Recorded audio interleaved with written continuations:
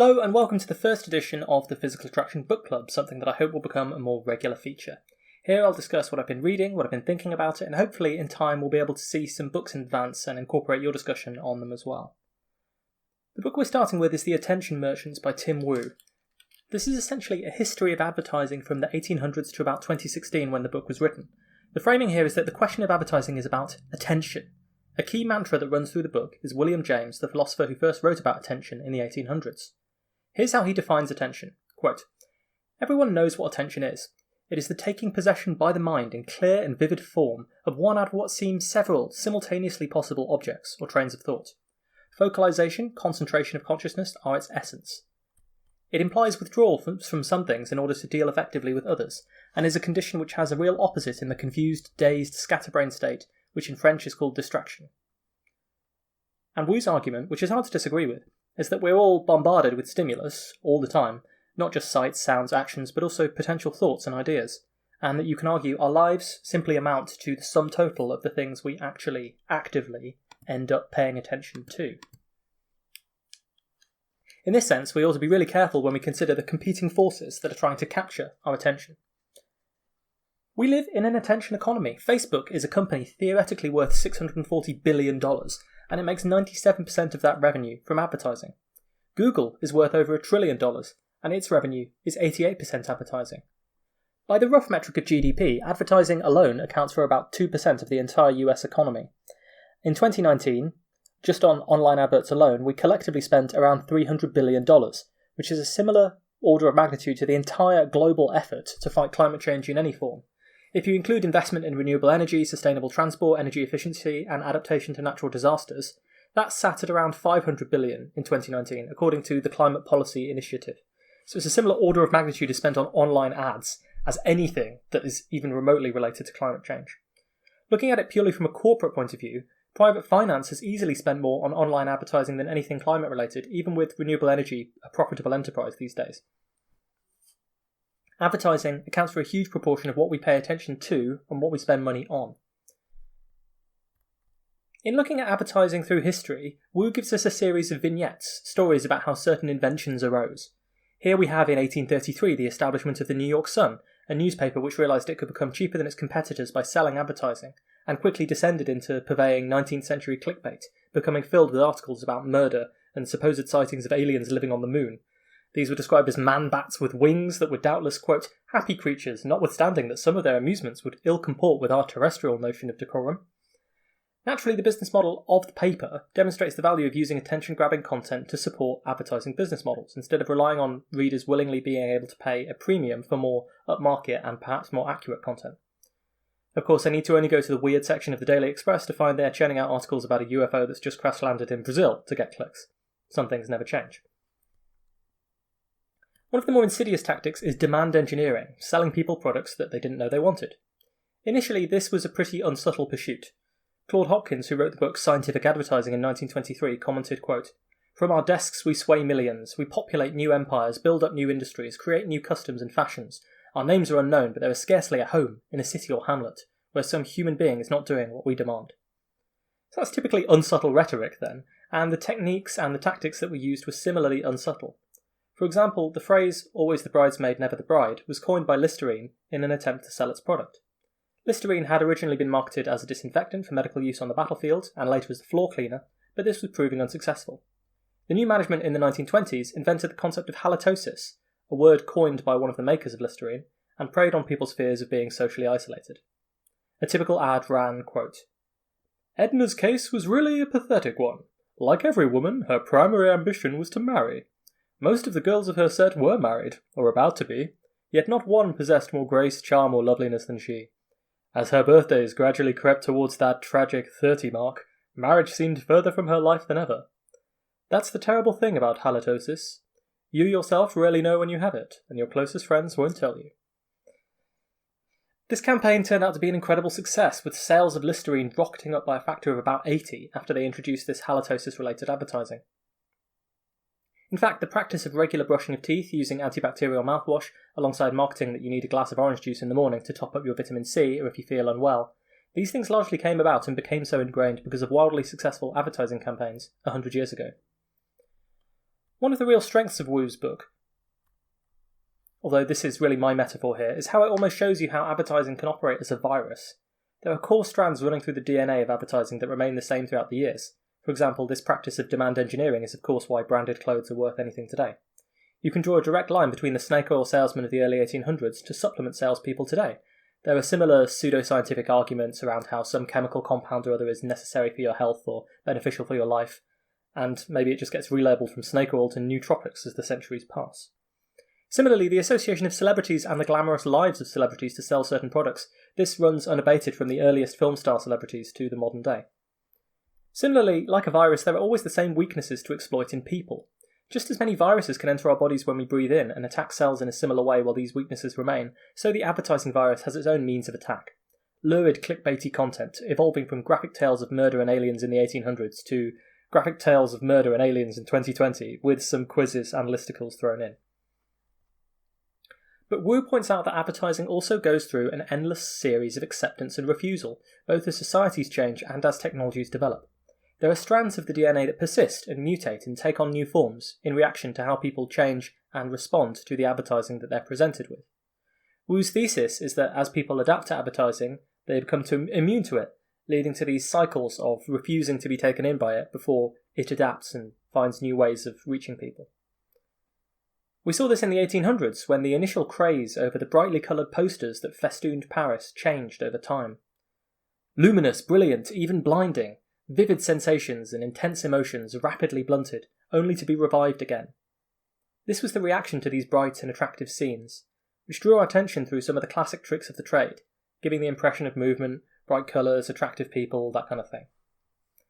With enough bombardment with these posters, though, what Wu calls the disenchantment effect sets in. Our ability to ignore things adapts over time, and this decreases the advertiser's power. But as Wu points out, this can be a more active form of disengagement, where audiences, when they feel that they are being overloaded, tricked, or purposefully manipulated, start to ignore advertising. And under these circumstances, an advertising bubble can burst. In Paris, the anti-poster movement lobbied the city to impose restrictions on where the ads could be placed, and one commentator said that, quote, "A secret society of masked vigilantes will travel the world, chopping down posters on the stroke of midnight. Which jury would convict us for such an act of citizenship?" Similarly, nowadays, the brutal tactics of 1920s Listerine don't work quite so well to engineer demand. Instead, we are subtly presented with lives and lifestyles that we are told to aspire to, and then these are associated with brands, products, and services. In the 1950s, when everyone is watching one of a few TV channels, we're watching sitcoms that portray ideal families, American kitsch in the US. The adverts too show us ideal families. They're not marketing the specific virtues of a product anymore, but the virtues of a lifestyle associated with that product. Then the 1960s comes along and you have the counterculture. There are gurus like Timothy Leary who are encouraging everyone to turn on, tune in, and drop out. There's this counterculture of radical individualism, the rejection of stuffy traditional moral values, and a boring, conformist, consumerist, urban, stolid, workaday world. But what happens is that the brands follow the culture into the counterculture. Pepsi markets itself to a new Pepsi generation. It associates itself, bizarrely but effectively, with hippie-like scenes of nature and natural living. Typical adverts featured scenes of people living by rivers, in gardens, children milking cows. You've got a lot to live, and Pepsi's got a lot to give. There's a new way of living, and Pepsi adds the fuel. In 1965, Charlie Brown, the cartoon character, can't afford one of the fashionable, artificial Christmas trees of the era, but the sad little sapling that he is able to obtain is seen to embody the true spirit of Christmas. So this is an anti-commercial message that was nevertheless used to great effect to sell things, and further embed in people's minds the connection between Santa Claus and Coca-Cola in red and white, which sponsored the show. Wu points out what happened here. He says, quote, "It's interesting to consider what vision the counterculture of the 1960s and 70s might have achieved if it could have reversed the commercialization of human attention. Its leaders aspired to an age when establishment advertising would wilt into irrelevance, carefully avoided as a form of propaganda. The public mind would attend to realities that couldn't be bought or sold: nature, spirituality, friends, family, lovers. But industry calibrated an effective response and perhaps accurately read the public mood more than any guru. They had detected the essence of the spirit of liberation. For most people, they did not want an end of desire in a Buddhist sense, or a wish for a withdrawal from society in a monastic sense, or a spiritual longing that would turn them inward. Instead, after a decade of ultimate conformity, What had been uncorked was powerful individual desires and the will to express them. Above all, most simply wanted to feel more like an individual. And that was a desire industry could cater to, just like any other." End quote. In such ways, the attention merchants identify our desires, whether it's for the perfect lives presented on TV in the 50s, becoming individuals in the 60s and 70s, fame, influence, sex, community, meaning, purpose, and they convert these desires into an often false endpoint, an action that you can take to try and satisfy the desires, the will to purchase something. You want to express your identity, you want to feel better, you want to become smarter, you want to signify that you're part of a community, you want to signify that you reject consumption. Buy something. You can track through the decades as the virus evolves, taking on these new aspects, these new approaches to capturing our attention and evading our defences. And even this in the modern era is giving way to new trends, and you can see new versions of the cycle that Wu outlines. Here's an example that I think has basically since occurred in the years since the book was published. The internet loves meta-humour and self-aware irony, and so we have postmodern advertising, like that produced by Wendy's Twitter account. So Wendy's is the fast food restaurant in America. I just went there now to check, and one of the recent threads that they were talking about is asking about people's experience of being ghosted, a term in online dating where someone abruptly stops talking to you. Explanation there for the demographic of my audience that's older than I am. And ultimately what they're doing by talking about this in the same way that young people would talk about it is creating a persona of the brand as a character, perhaps some super depressed, extremely online millennial character, talking about the same things on Twitter as many other people do, with the same sense of weary irony. And in this sense, the brand is trying to be relatable in just the same way as Mickey Mouse is trying to relate to children 10, 50 years ago. In the age where our attention is captured by memes, the aim of these advertisers is to become a meme. And since one way to go viral is to attract attention by being incongruous or weird, that's what the advertisers have started to do. Take a recent thread on Twitter posted in the midst of the COVID-19 pandemic.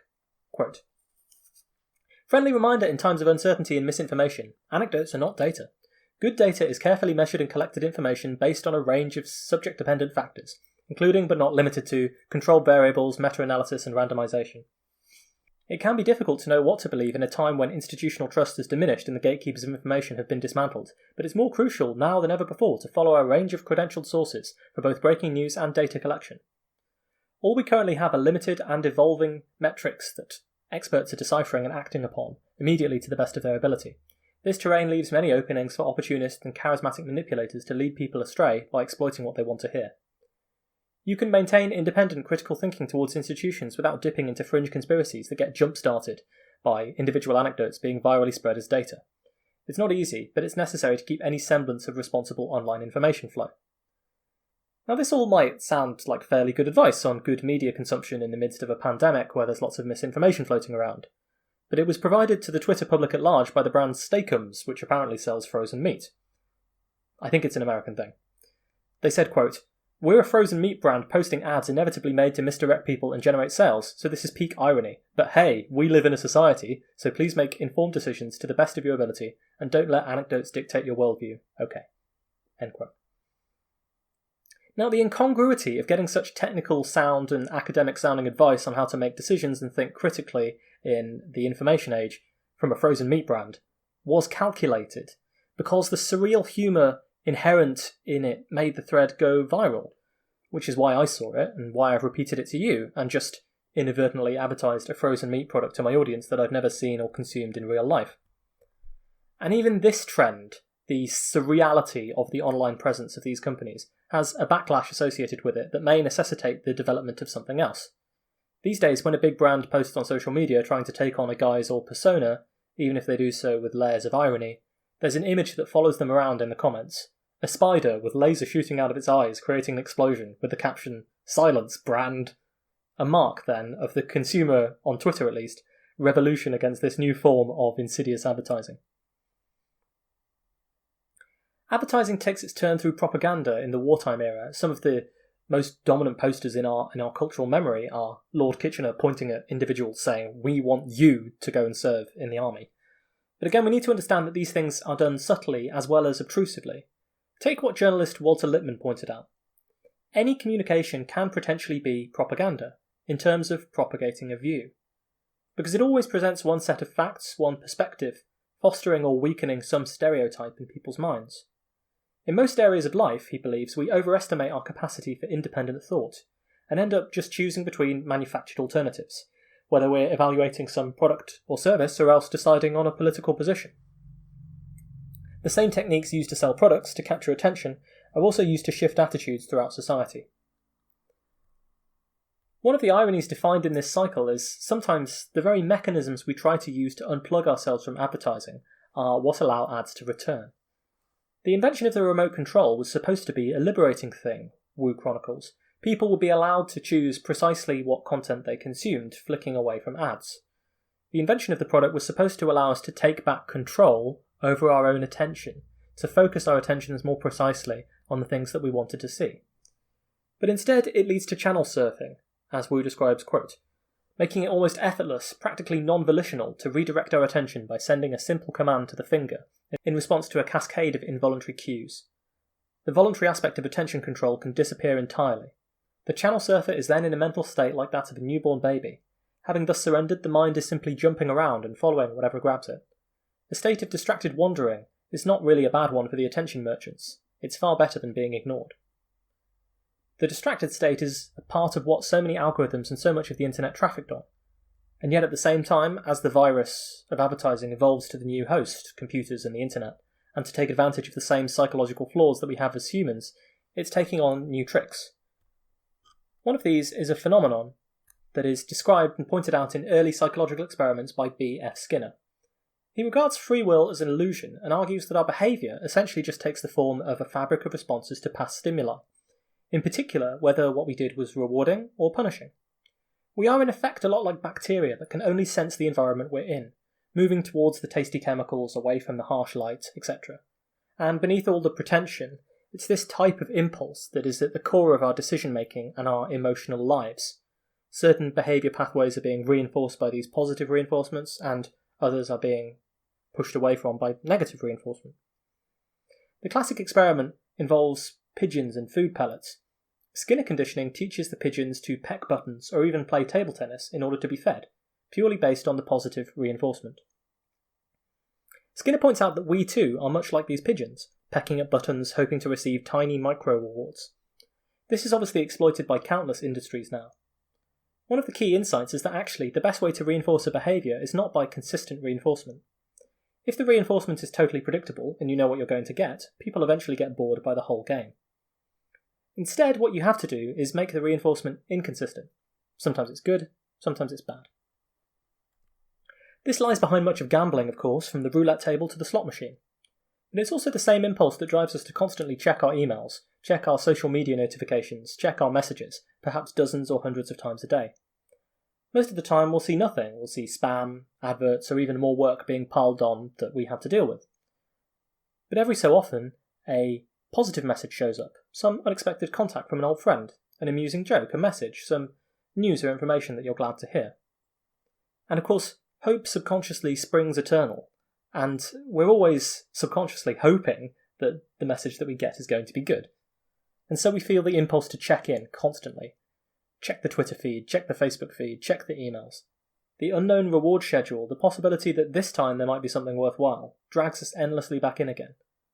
And if they succeed in the informational bombardment that usually follows, we might end up in that same distracted channel surfing state for most of the time. Go on, admit it. You want to check your messages right now, don't you? I realised that I was doing it so much in the course of typing this paragraph that I had to shut off the Wi-Fi. And this is where we get into the massive and outsized influence of social media, which captures our attention so much of the time that the companies behind it end up being worth billions upon billions of dollars. Here, the killer app was us. In the early days of the internet, the allure for many people to install AOL was to get at some chat rooms, have some interactions with strangers across the world for the novelty of it. Nowadays, you have to ask yourself the question, why are you still on Twitter? Why are you still on Facebook? When both of these websites have taken colossal reputational hits that they have in recent years. When you know that they're scraping your data for ads and attempting to manipulate you and wasting huge quantities of your time. The answer is simple. It's because of who else is there.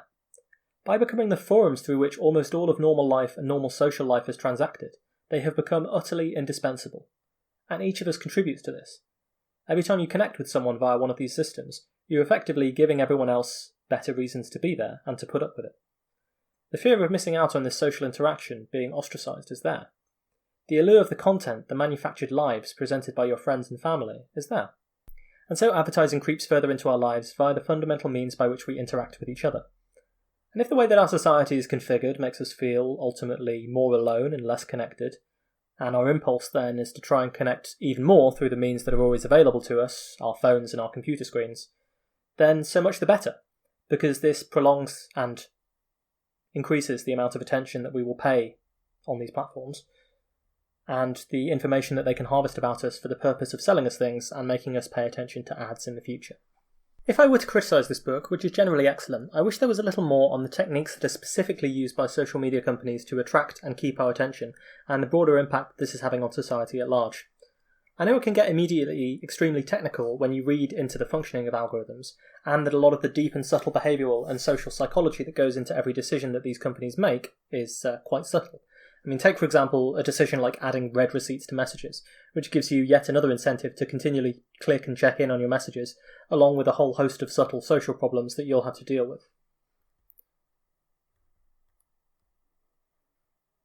One thing that I think is perhaps not appreciated quite so much is that, yes, advertising might be responsible for 2% of GDP, but if a lot of what is being done in the name of advertising is creating these constant distractions for all of us, the issue goes beyond wasting your time, but also having an economic impact that is potentially far outsized compared to whatever benefit advertising might have for the people who are using it, and we'll get into that a little bit more later. Now, it's fair to say that this wasn't quite the zeitgeist when this book was written in 2015, but it becomes increasingly clear that if all you do and seek to do is blindly optimise the attention that people pay to your website, rather than anything to do with the quality or accuracy of the content, you're going to wreak negative impacts as a consequence. People disproportionately engage with politically extreme, rather than politically anodyne content, for example. This is why YouTube's algorithm will very quickly drag you down a hole towards far-left or far-right content and video essays if you begin to search anything about politics. It's why some of the most popular figures on Twitter and YouTube consistently gain their following and gain attention by putting out provocative opinions from either side of the aisle. It fuels the raging of controversies online that last for days and days. It's why journalism is dying, increasingly given way to opinion pieces fighting endless, stoked-up cultural battles surrounding individual stories. Why people can manufacture a living out of being professionally controversial and end up with millions of followers. The algorithms shape what you watch, yes, but it also shapes what people produce with that same Skinner conditioning. Perhaps creators start with one kind of content, but realise that being more radical, angrier, more controversial, talking more about issues of gender or sexuality, boosts clicks, boosts views, and boosts revenue. Of course, we've seen this before, but seeing it occur algorithmically, in a way that the people who run these companies would like you to believe is now beyond all human control, is a new development. And the contribution of this to the radicalisation of the whole of society is now one of the dominant questions that we're facing in the next few years. And it shows what I've said repeatedly and constantly, the clear need for more expertise, not just in science and technology to influence policymakers, but also people who are studying the behavioural impacts of these things. It should be the case that there is a means of regulating these algorithms that have such power over how society is behaving to ensure that they're not just naively optimising for profits or views, because if there's nothing done to take into account the social impact of this, the indirect ways in which it's shaping society to be so much worse, then we are all bearing a terrible cost. In the same way as, we had companies for many, many years that burned fossil fuels, and that we still seek to impose costs on them for what they would consider to be the negative externalities, that is to say, the damage that's done to the environment and people's health by the pollution they create. We have companies now that are, in the cause of making profit, polluting our information ecosystem and polluting our consciousnesses even. And until we can both quantify and, far more importantly, and much more difficult to do, actually enforce restrictions and enforce, whether it's taxes or payback, for the damage that this is doing to us as a society, these bad things will continue to happen, I think. And this network nature, creating these filter bubbles that endlessly reinforce rather than challenging your views, It's contributing to the polarisation of society and the radicalisation of people within the polarisation. I mean, none of this should be news to anyone listening, because this is just what we've all seen occurring around us in the last few years, with terrible consequences. In the book, Wu expresses the fact that the motivating factor behind our great attentional revolts is the desire not to be manipulated, not to be marketed to, not to be controlled. But in this, I think there's something deeper and something different. The side effects and negative byproducts of the toxicity, anger, polarisation and misery that sells so much online. So I do wish that this angle to the buying and selling of attention and the impact that it has on broader society had been explored a little bit more. Wu finishes the book by arguing that we are in fact now, or at least were in 2016, in the midst of another great revolt in this cycle, similar to the people of Paris rejecting their posters, people tuning out of the major TV networks, or people requiring a different kind of advertising to satiate their needs, people leaving trashy penny papers behind or rejecting the inaccurate propositions of snake oil salesmen. He thinks we're in another attentional revolt now, and he points to the rise of Netflix, showing that an ad-free subscription model based on highly immersive and high-quality content rather than clickbait can be successful, and to the rise of ad blockers as well, which allow us some level of control back over our attentional landscape. Obviously, it's never easy to predict the future, but this feels perhaps a little premature. It's true that people have increasingly headed to high-quality niche content, and it's true that people are increasingly supporting the creators more directly through Patreon, for example, or through subscription models, which reduce the requirement for ad revenue and hence return the imperative to creating content that people actually want to watch, rather than something that can suck in their attention unwillingly. These things are important trends, and hopefully they continue, particularly insofar as they can rescue journalism and the creative arts from ad dependence a little bit more. But it's certainly not the case that the advertising bubble has burst or that the ad industry has collapsed, not while the social media giants continue to exert as much of a stranglehold on our attention as they do, and remain a social necessity, the medium through which the business of life is so often transacted. The advertising bubble has not burst, while the machinery of surveillance capitalism, capturing huge amounts of information about each of us and churning it, processing it into psychological profiles that aim to sell us yet more and more, continues to exist. The stage is set for a great refusal for the latest forms of advertising, but whether we'll successfully escape from the clutches of the attention merchants, for me, is at least a very much an open question. Now, before I finish, I want to talk about an interesting counterpoint to all of this, though, which arises from another question that the book doesn't quite explore in its later stages, or indeed throughout, which is admittedly a lot more difficult to assess. The question is, do these new forms of advertising actually work? Do they work any better than conventional advertising or brand awareness? This is partially addressed in an article by Jesse Frederick and Mortis Martigan in The Correspondent. Now, what Google and Facebook promise is the ability to deliver the right message to the right consumer at the right time. And they say they do this through precision that can only be obtained through unprecedented surveillance of what we do and who we are, down to the finest detail. Yuval Noah Harari, the much celebrated author and trumpeted for Homo Deus, argues that we will enter the age where algorithms know us better than we know ourselves, and that the question that humanity now has to deal with is how to direct that age to ensure that the algorithms lead us not into temptation, but deliver us from evil, etc. But do the ads actually work?